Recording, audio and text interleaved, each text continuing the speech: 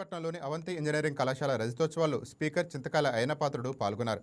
వేడుకల్లో భాగంగా నూతనంగా ఏర్పాటు చేసిన కంప్యూటర్ ల్యాబ్ను స్పీకర్ ప్రారంభించారు. కేవలం 16 లక్షల రూపాయలతో వ్యయంతో ప్రారంభమైన అవంతి కళాశాల నేడు వేలాది విద్యార్థులను ఇంజనీర్లుగా మారుస్తోందని అన్నారు. విద్యార్థులకు 86% ఉత్తీర్ణత నమోదు చేయడం కళాశాల యాజమాన్య అంకితభావానికి నిదర్శనమని అన్నారు.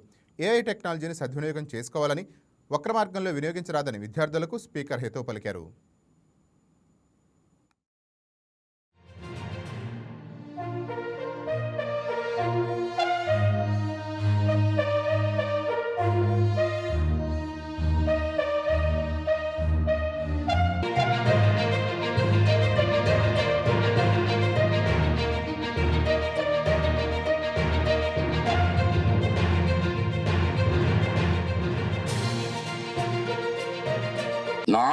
డిసెంబర్ 2001 నాడు ఈ అవంతి కాలేజ్ స్టార్ట్ చేసాం. పునాది స్టార్ట్ చేసాం. 25 ఇయర్స్ అయింది. నా అదృష్టం ఏంటంటే శంకుస్థాపన నేనేం చేశాను, 25 ఇయర్స్ ఫంక్షన్ లో కూడా నేను చీఫ్ గెస్ట్ వచ్చాను. అది భగవంతుడికి నాకు ఇచ్చిన అదృష్టం, మా తల్లిదండ్రులు నాకు ఇచ్చిన ఆశీర్వాదం.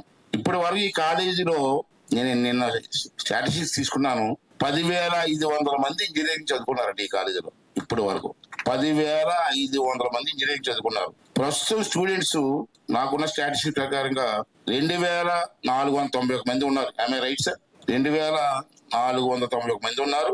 పాస్ పర్సెంటేజ్ చూసుకుందాం. కాలేజీ పెట్టంటే గొప్ప కాలేజీ అని అన్నాం.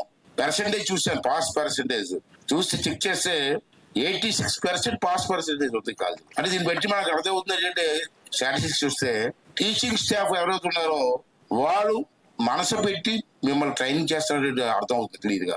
మిగతా 14% పోతే మనం ఏం చేయలేం, ఇది లేదు అనుకోవడం. ఇంకా ఇంతమంది పాస్ అవుతున్నప్పుడు 14% పాస్ అవ్వలేదు అని కూడా ఆలోచించుకోవాలి మనం. 160 మంది టీచర్స్ స్టాఫ్ ఉన్నారు. ఇక్కడ పాయింట్ చెప్తాను మాట, ఈ 160 మందిలో 140 మంది లోకలోలే.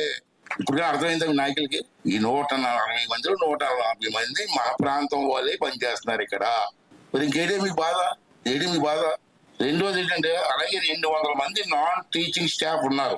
ఇందులో 190 మంది మన ప్రాంతం వాళ్ళే. మన ప్రాంతం వాళ్ళకి జాబ్స్ అన్ని ఇచ్చేస్తారా? అన్నివారు కదా, సమర్థులకు ఇస్తారు.